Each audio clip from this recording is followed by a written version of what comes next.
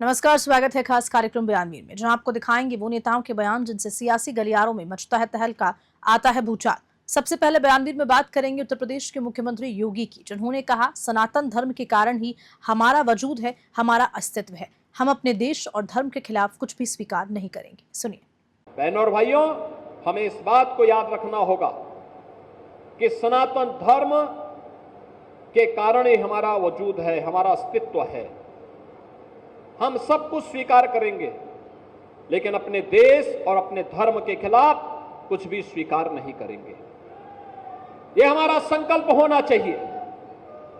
श्री राम जन्मभूमि, श्री हनुमानगढ़ी, हमारे पूज्य संतों के आश्रम, हमारे मठ मंदिर, हमारे पूज्य संतजन इस सनातन धर्म के स्तंभ हैं, सनातन धर्म के आधार हैं। इनका सम्मान होना चाहिए। इनकी गरिमा और इनके गौरव के विरुद्ध कोई भी आचरण स्वीकार्य नहीं होना चाहिए।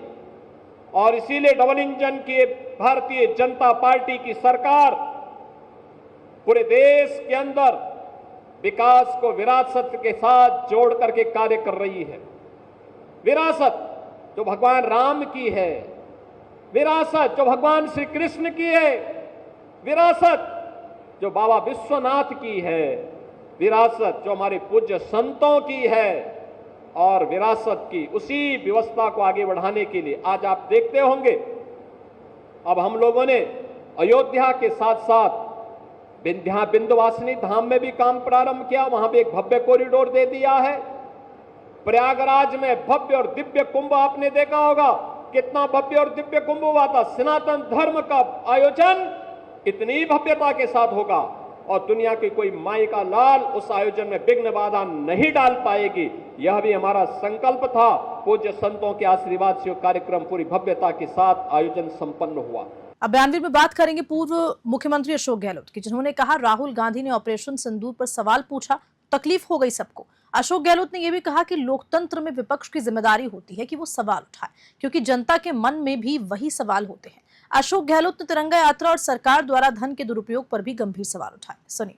देखिए, राहुल गांधी पर तो जानबूझ करके सोनिया जी पर, राहुल गांधी पर, चाहे वो ईडी का मुकदमा हो जिसमें कोई दम नहीं है।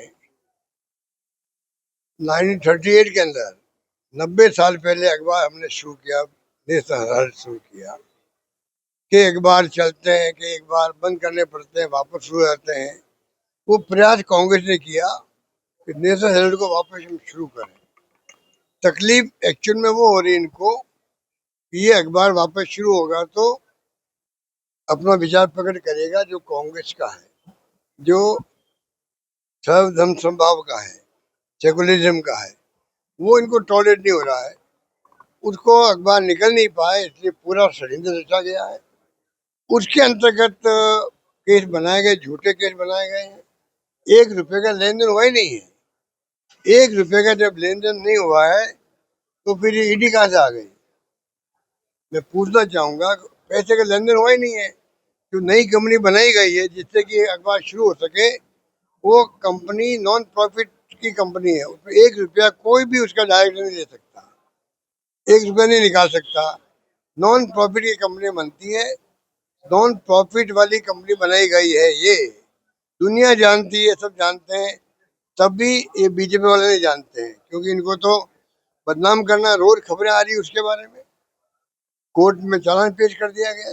और इसी बयान के साथ बयानवीर में इतना है। नमस्कार।